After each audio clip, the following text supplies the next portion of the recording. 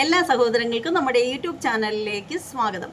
അപ്പോൾ ഇന്ന് നല്ലൊരു അടിപൊളി ഇരട്ടത്താപ്പാണ് നമ്മൾ കണ്ടത്. സംഭവം എന്താണെന്ന് വെച്ചാൽ നമ്മുടെ ബിന്നി എവിക്റ്റായി, ലാലേട്ടൻ പോയി. അതിന് ശേഷം നമ്മുടെ ആദിലയും നൂറയും തമ്മിലുള്ള സംസാരമാണ്. അതായത് ആദിലെ നൂറയോട് പറയുന്നൊരു കാര്യം എന്ന് വെച്ചാൽ ഇനി നമുക്ക് കൂടുതലായിട്ട് ഷാനവാസുമായിട്ട് അധികം ഇതായിട്ട് പോകണ്ട എന്നുള്ള രീതിയിൽ. കാരണം തലേ ദിവസം തന്നെ ലാലേട്ടൻ വന്നിട്ട് പറഞ്ഞൊരു കാര്യം എന്ന് വെച്ചാൽ പെങ്ങളും ആങ്ങളെയും കളിയൊന്നും വേണ്ടാന്ന് പറഞ്ഞിട്ടില്ല, പെങ്ങളൂട്ടി കാർഡ് വേണ്ടാന്ന് പറഞ്ഞിട്ടുണ്ടായിരുന്നല്ലോ. അതൊക്കെ മനസ്സിലിരിക്കുകയല്ലേ. അപ്പോൾ അതൊക്കെ വെച്ചിട്ട് പുള്ളിക്കാരത്തി ആ ടാസ്കിൻ്റെ ഇടയ്ക്ക് ക്യാപ്റ്റനായിട്ട് ആദിലെ ഇരുന്ന സമയത്ത് അനീഷ് വന്നിട്ട് അനീഷിന് സംസാരിക്കണം എന്ന് പറയുന്ന സമയത്ത് ഷാനവാസ് അതിൻ്റെ ഇടയ്ക്ക് കയറി വരികയും അവർ തമ്മിൽ സംസാരിക്കാൻ അനുവദിക്കാതെ അത് ബ്ലോക്ക് ചെയ്യുകയും ചെയ്തിട്ടുണ്ടായിരുന്നു.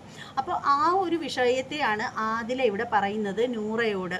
അന്ന് അനീഷ് എൻ്റെ അടുത്ത് വന്നിട്ട് സംസാരിക്കണമെന്ന് ഒരുപാട് സമയം പറഞ്ഞിട്ടുണ്ടായിരുന്നു. പക്ഷെ ഞാൻ ക്യാപ്റ്റൻ ആയിരുന്നു, അപ്പോൾ എൻ്റെ സ്പേസ് ആയിരുന്നു. ഞാനത് ഷാനവാസിക്കയോട് ആവുന്നത് പോലെ പറഞ്ഞു, ഞാൻ അദ്ദേഹത്തോട് സംസാരിക്കട്ടെ എന്ന് പറഞ്ഞിട്ട് വേണ്ട എൻ്റെ മുന്നിൽ വെച്ചിട്ട് സംസാരിച്ചാൽ മതി എന്ന് പറഞ്ഞിട്ട് ഷാനവാസിക്ക ദുസ്വാതന്ത്ര്യം കാണിച്ചു, അവിടെ തന്നെ നിന്നു.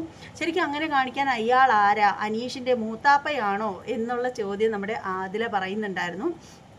അങ്ങനെ അതിനൊക്കെ ശേഷം അങ്ങനെ ആദിലയും നൂറയും ഈ ഒരു സംഭവത്തെക്കുറിച്ചിട്ടൊക്കെ നല്ല രീതിയിൽ അവിടെ ചർച്ച ചെയ്തു. അതിനുശേഷം പിന്നീട് ലൈവിൽ കുറേ ടൈം കഴിഞ്ഞതിന് ശേഷം കാണിച്ച ഒരു കാര്യം എന്ന് വെച്ചാൽ നമ്മുടെ ഷാനവാസിൻ്റെ കുറ്റം നമ്മുടെ ആദില നമ്മുടെ ലാലേട്ടനോട് പറഞ്ഞിട്ടുണ്ടായിരുന്നല്ലോ. അതായത് അനീഷിൻ്റെ കാര്യം പറഞ്ഞപ്പോഴത്തേക്ക് രണ്ടുപേരുടെയും ക്യാരക്ടറിനെ പറ്റി പറഞ്ഞപ്പോഴത്തേക്ക് രണ്ടുപേരെയും കുറ്റം പറഞ്ഞു ആദില. അപ്പോൾ ഇതുപോലെ ഷാനവാസിൻ്റെ കാര്യവും പറഞ്ഞിട്ടുണ്ടായിരുന്നു.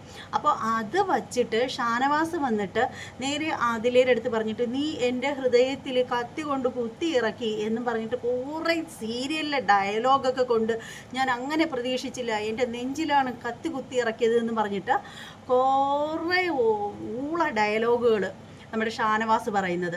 എന്നാൽ വളരെ സ്ട്രോങ് ആയിട്ട് അതിന് തൊട്ട് മുമ്പ് വരെ ആദിലയോട് ഇനി ഷാനവാസിക്കയോട് ഒരു കൈ അകലം പാലിക്കണം എന്നുള്ള നമ്മുടെ അനീഷ് പറയുന്നതിൻ്റെ ചെറിയൊരു ഡോസുമായിട്ട് പറഞ്ഞുകൊണ്ടിരുന്ന ആദില ഉടനെ തന്നെ പ്ലേറ്റ് മാറ്റി.